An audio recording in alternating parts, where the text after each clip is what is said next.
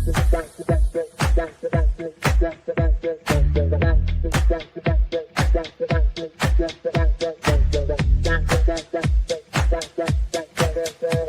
Connections Radio presents. Did you know your clothing could help balance your body's pH levels? Our cutting-edge fabric technology naturally promotes optimal pH balance, helping you feel energized, refreshed, and at your best every day. Use promo code PRTalk for more info. Tap the link in the description or contact our experts at 702-445-9488 to learn more. Welcome to Watching Mental Health, where we break down the stories, stigmas, and research in mental health. It's time to have an open conversation. So let's talk about it. Hi, everyone. Welcome to another episode of Watching Mental Health.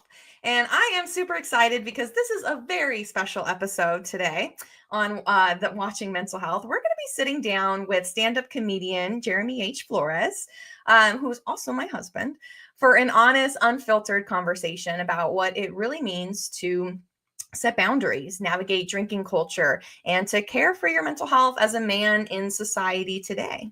So Jeremy's going to be opening up a little bit more about his personal journey, and then also, because of his background, talk about humor, honesty, and the hard conversations that he's had along his path. And so I'm really, again, so excited because this is such a special episode. So with that, I want to bring Jeremy Flores to the stage. Hello. Hi, and welcome to Watching Mental Health. Thank you for having me. I'm so excited to have you. And we've talked about this for a couple years now, about the idea of you coming on and talking a little bit about your story. And so I'm just glad that we're finally doing it. So with that, I'm going to ask you the same first question that I ask all of my guests. And that is to just tell me a little bit more about yourself and who you are. Okay. My name's Jeremy Flores. I'm a 53-year-old man here living in Las Vegas, Nevada. I'm married to you. Mm-hmm. And yeah, we'll get into this later, but I used to have a pretty big problem with drinking over the course of the years. And it was a lot of work, but we went on the road to recovery. So it was quite the journey, and I'm excited to talk about it. Yeah, absolutely. So let's talk a little bit about the journey. I've been with the journey, I think, or on the journey with you for our relationship. We've been together over 11 years. And I've seen you really grow, and not just with drinking, but with your mental health in general. So talk to us a little bit about the journey and kind of, what happened over these last 10 years to really help you get on, as you say, the road to recovery. Well, basically what happened was that it's kind of hard to explain. Ever since high school, teenage years, it was kind of socially, I grew up in a small town. I grew up in Barstow, California, and we would go out and drink after we got off work, or after, not so much after school, but later on in life. In the 20s, it kind of started happening more. And it just became a single part of my daily routine. Like, it was routine to go out after work, whatever we did, golfing, it was just part of what we did. And eventually it became an addiction, to where it started affecting my life. Yeah. And over the year, it was just the same repetitive, not moving forward. I was kind of stuck in my life, and I could not move forward because of it. Yeah. And then one day, after countless years of hangovers and not knowing what I'm doing with my life, I sat down with myself and just came to the realization that something has to change. It's either one or the other. It can't be both. So something has to change. Yeah. And it did, and it took it took a while for that to happen, and that's normal, right? Like that a lot of people really struggle, I think, with their addictions. And actually in some ways you're abnormal, because I knew that you always wanted to make that change. So I was with you along the journey, even during tough times, right? Because I knew that you really wanted it. But then once that flip switched in your head, you never went back. And I think a lot of people struggle with daily wanting to drink still, or daily, that kind of addiction. But you are a little bit different in that once you finally did make that switch, it seems like your head is clearer. Yeah. So let me start by telling everybody I'm almost 3 years of not drinking. I had quit before for a period of a year or two, but this time was different just due to the fact that I really wanted it. I saw that I was sick of being embarrassed for myself. And honestly, the physical part of it changed. Like I went from being able to go drink and then the next day be okay to where it got to the point where I was kind of not remembering some things, or the headaches were longer, and just different. The physiology of the hangover was changing. Right. um yeah, I was not moving forward. So I told myself, I was like, what is it that I have to do? So I threw the kitchen sink at it. I mean, I Yeah. got a therapist immediately. I got a therapist immediately, and I joined AA. And I said, whatever this takes, I'm gonna do it, and that's what I did. Yeah. And it's impressive for me to see, from the side, because you did it. You are a very social person. Anyone who knows you knows that. You're a stand-up comedian. You're used to being out there. You're used to being in bars, in places where drinks are served. And it's like when you stop drinking, you were surrounded by people who were still drinking, and you still needed to go out and socialize and see these people. You have friends that still drink all the time. So talk to me about that. How was that for you 3 years ago? How is that for you now? So it was kind of weird because when I first decided to do this, the therapist was the big deal, because I started going to her once a week, and I was going to AA pretty much every day for the first 90 days or whatever. I went every day, then it backed off to like every other day and stuff, just because my business, my entertainment and everything started getting busy. Like once I took out some of the negatives in my life, the positives just jumped into Mm, full force, like hmm.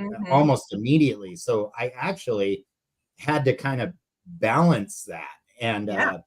learn how to accept successful things happening.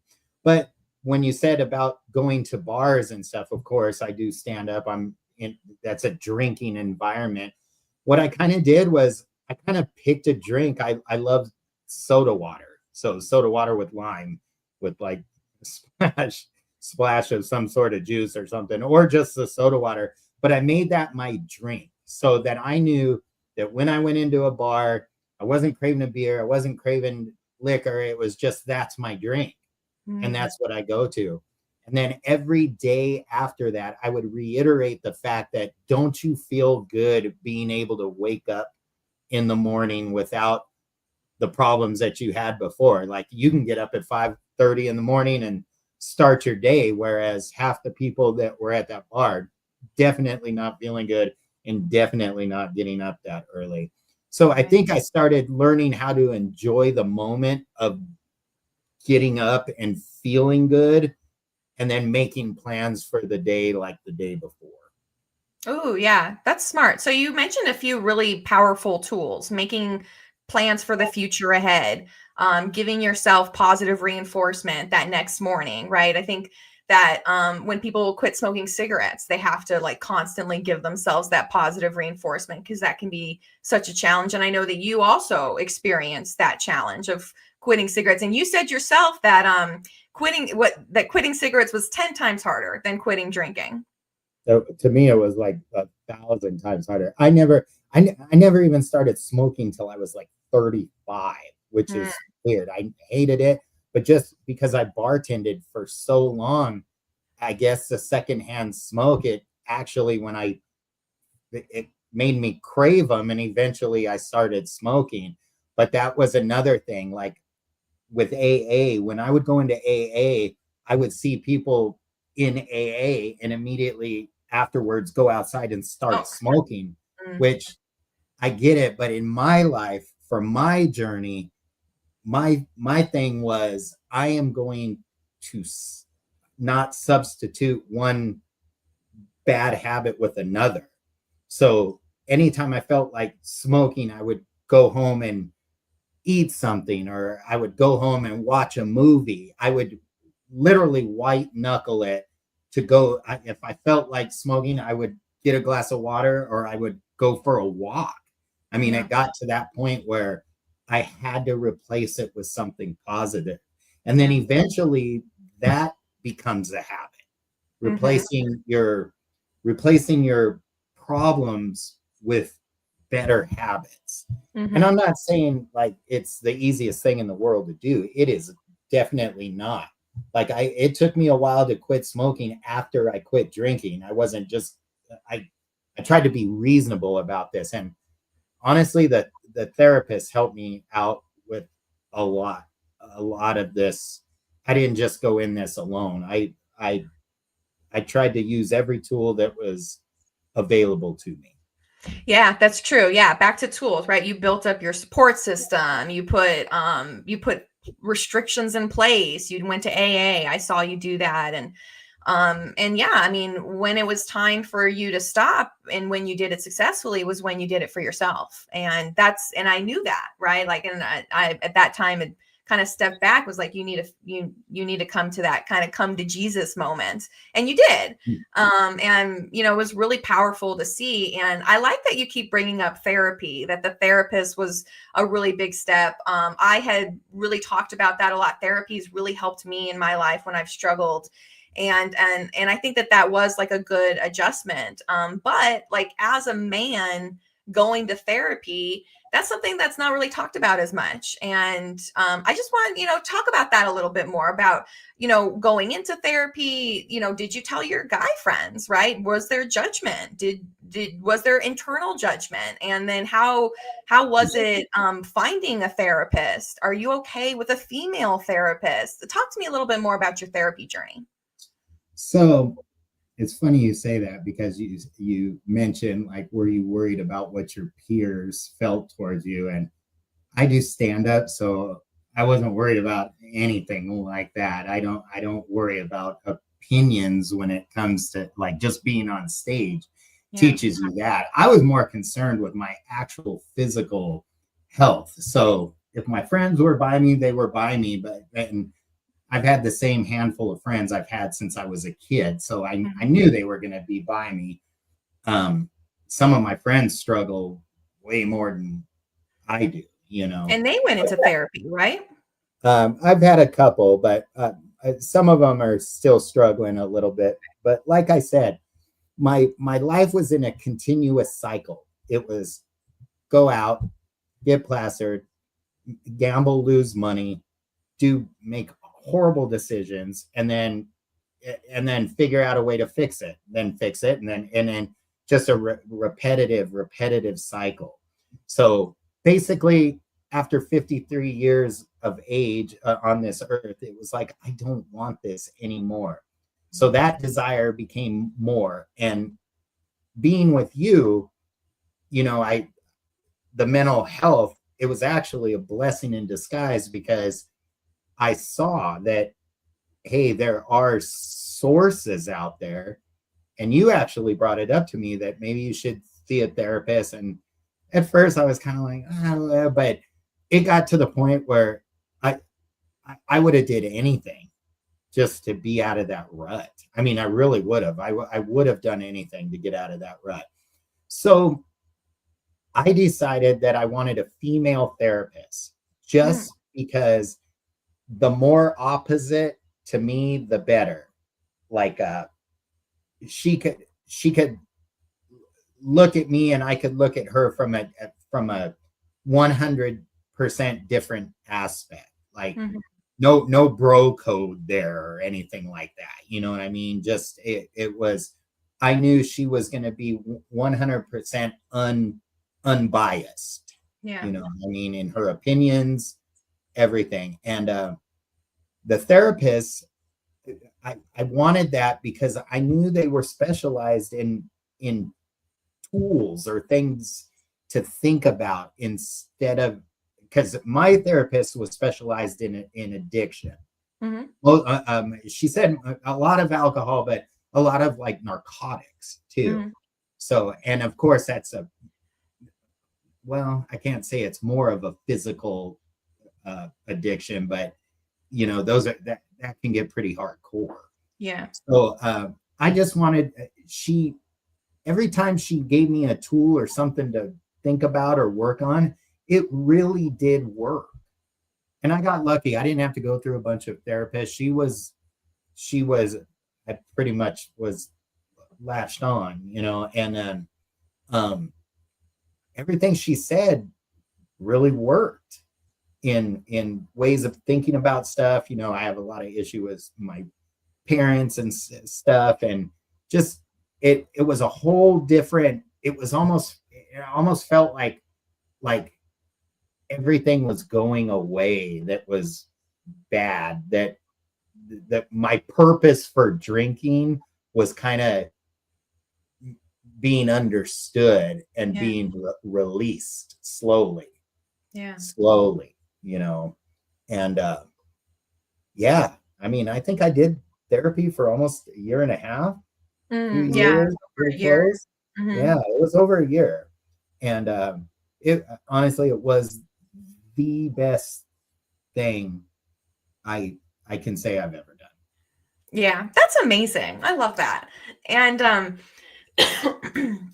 I mean, we did have really honest, hard conversations around therapy. I brought up therapy, you know, a few times, many times, I think, before you were able to find one. We spent 6 months searching for one. Once you finally came to me and said, "Hey, I think that, you know, I want to do this." It took us months until we found one. And we actually went outside of your insurance to do that because your insurance wasn't providing proper lists of real therapists, which happens all the time.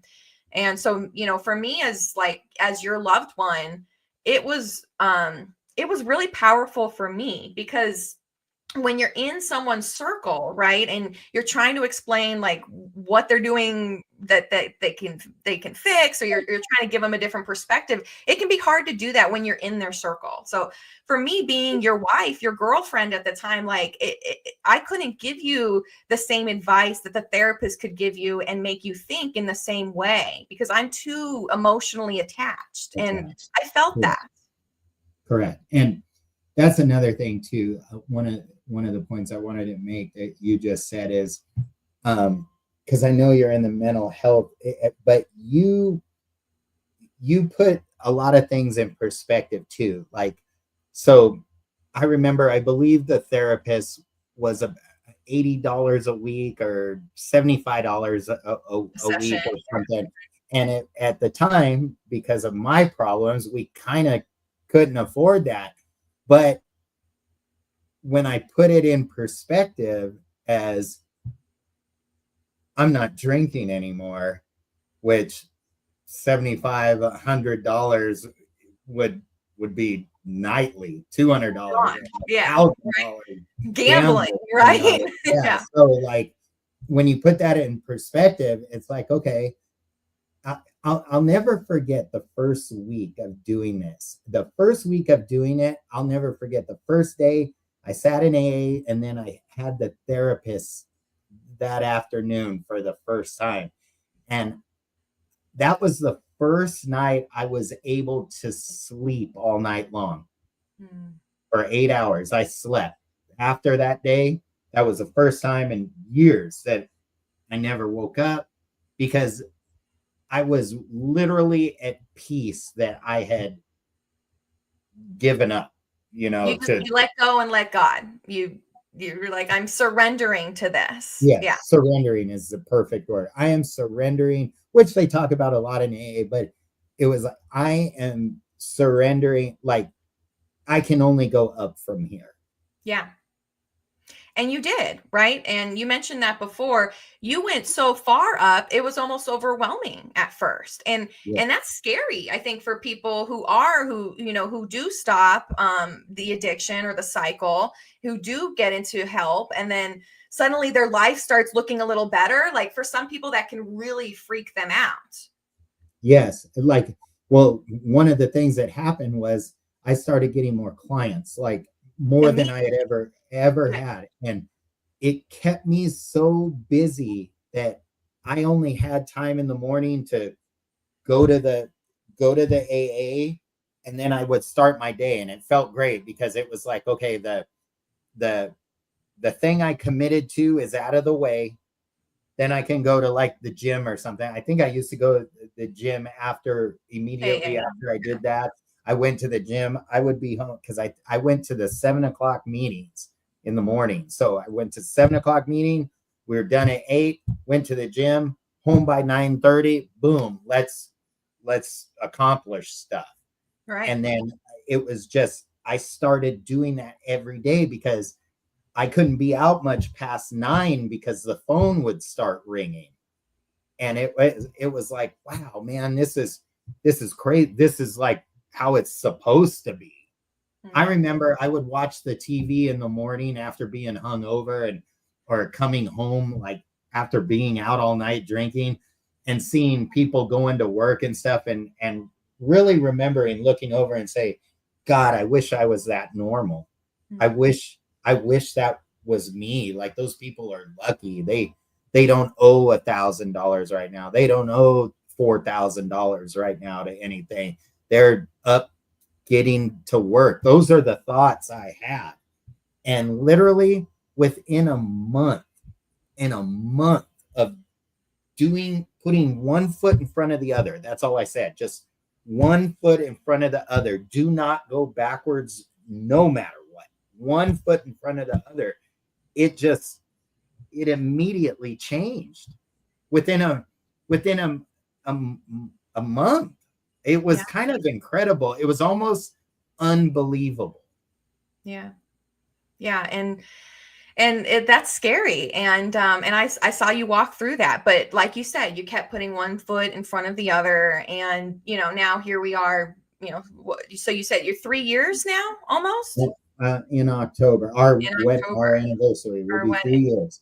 Mhm. Yeah. And that's another thing. Like, you and I were stagnant. We were just going through the motions. If you had to help me out, it was just kind of becoming repetitive for you. And then after all this, we got married a year later, like Right. literally a year and a half after I started this, we got married. I quit drinking on our anniversary. And I'll never forget, we went to a wedding by Lake Havasu in Parker, Arizona. And it was all my childhood friends, and they were Drinking. smashed drinking. Yeah. And that was, I remember I didn't want it. I didn't say like, oh, I'll start tomorrow because my friends are here. It was just, I was just so done. And that's the sad thing, is that some people never get to the point before it's too late where they say, I'm done. Yeah. Yeah.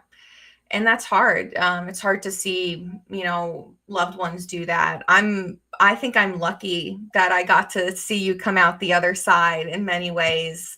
I think I'm lucky that you got to. If you wouldn't be sitting here right now anymore. I know No. I mean, that's that. true. We wouldn't Mhm. be, and that's important. Like, it's important for both of us to keep working on ourselves and to keep working on our mental health, not only for us, but for each other and, for the life that we build together. And so I'm really grateful for our life. But so let's talk a little bit about boundaries, because you've kind of brought up a lot of boundaries that you've put in place over these last years. It was the boundaries that you put in place that really helped, I think, your journey to your recovery journey to be more successful. But these days, I mean, we really do have some boundaries. We aren't going out to the bars very much anymore, are we? We're waking up at 5, 6 in the morning. We're doing like adult things, which is weird to me, but we're doing it together. And so talk to me a little bit about how that felt for you about putting some of these boundaries in place. So I hope the people that are watching it, I have a buddy named John Sheely, and I've always respected him because he's a family man. He's grandfather now. We're the exact same age.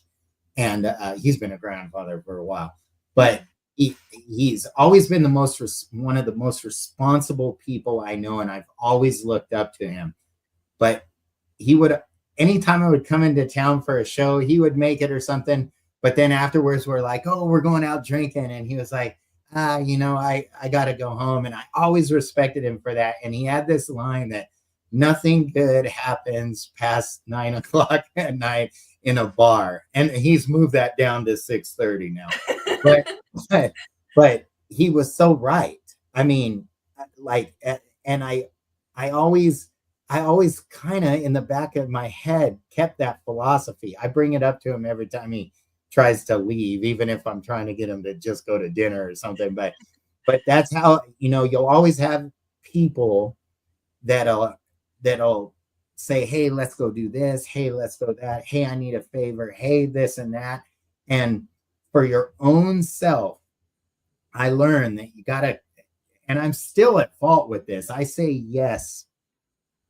I've gotten better, but I do say yes to a lot of things that I shouldn't, especially when it comes to business. Like, you have friends, people want stuff from you for free or whatever, and it's like, but now I'm learning how to become more of a me first, and then we'll go from there, because my sanity, my time, after this whole journey, I've learned that my time contributes to my sanity as well. So I can't overextend myself.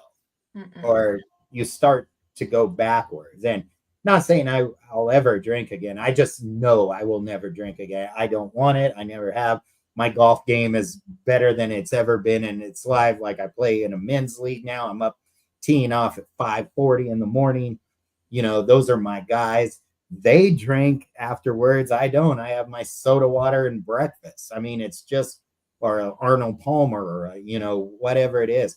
But those are the boundaries that eventually, when you set boundaries, they become a habit, a good habit. And what this all boils down to is just making decisions that involve good habits. Like, not staying out. Like, I will stay out late, and I hate it if I have to do a comedy show like on the road, and comedy shows start late. That's all there is to it. I had one this in 2 weeks on Fremont Street. I'm not going to get out of there till like 10 o'clock, or whenever time it ends. But the thing is, what do I do after that? I go home.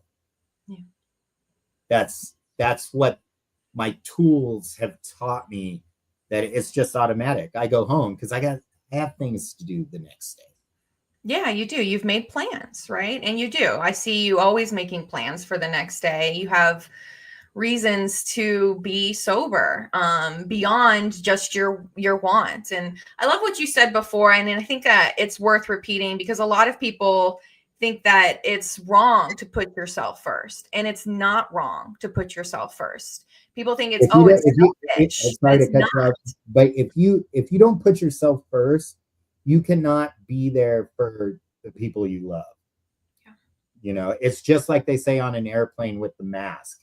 Yeah. You put your mask on yourself first, then you handle the others, and that's just because you have to be the one in control, and you can't be in control if you're worried about outside. You have to control yourself. You can't love somebody until you love yourself. Plain and simple. Facts. Yeah. Yeah, absolutely. And I've seen you, personally experience some of these things, but I mean, you've always been a kind person with a good heart. And so I'm just so proud that you've, that now you are able to do the things that were always your dream. And I think that, we fell in love over each other's dreams. I'll always tell people that we fell in love spilling our hearts over our biggest dreams and supporting each other and telling each other, hey, fuck yeah, that dream looks amazing. Go after it, instead of saying, I don't know, right? So I just, I'm really just proud to see how far you've come and you not drinking, you putting those boundaries in place, that's what's made you successful. And you're just going to continue to shine. So I'm just so proud of you, my sweetie pie. I appreciate that. But yeah, so what I couldn't have done it without her. I'll tell you that right now. I could not have done it without her. And my family just loves her so much because she has always been the voice of reason. Well, definitely, yeah, I appreciate that.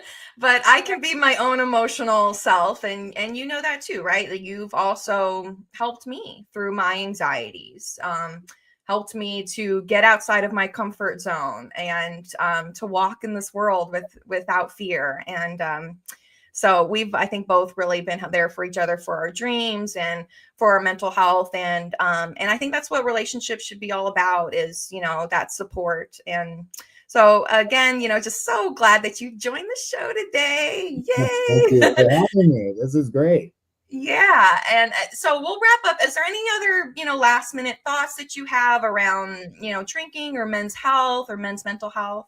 Just, I say this to anybody that needs to hear it. If it's in your head that you need a change, go about getting that change and like I said, throw everything at it. Just do it. Like Nike says, just do it, make it happen. And you not everything has to be bad. That's right. It can turn around on a dime. Like I said, it took me a month and I had been in the same rut for 20 years, 25 right. years. Yeah, absolutely. A lot of people think that, they're too far gone, and you're never too far gone. Until you're gone, right? Until you're actually physically gone. Yep. There is always a chance. There's always hope. Yes. So anyone out there who's struggling, just keep that in mind. It's not too late for you. You matter. And I'm just so glad. This is such a good episode. So thank you everyone for joining us. We're live every first and third Wednesday of the month, but the show is always posted on my website afterwards. So you'll see our episode up by next Wednesday along my website, katierosewechter.com, Spotify, Apple, YouTube, wherever you listen to podcasts. And with that, we will see you in just a couple of weeks. We'll see you in July for our next episode of Watching Mental Health. Thanks everyone. Bye. Bye. Hey, business owners. Want to get your brand in front of thousands of locals in Vegas without blowing your budget on overpriced ads? Ready to boost your visibility? Use promo code PRTalk for an exclusive offer. Click the link in the description or contact 702-445-9488 to talk to our experts today. Vegas is watching. Make sure they see you. PR Connections Radio thanks you for watching this podcast. Check out more episodes of this show and our others at prconnectionsradio.com.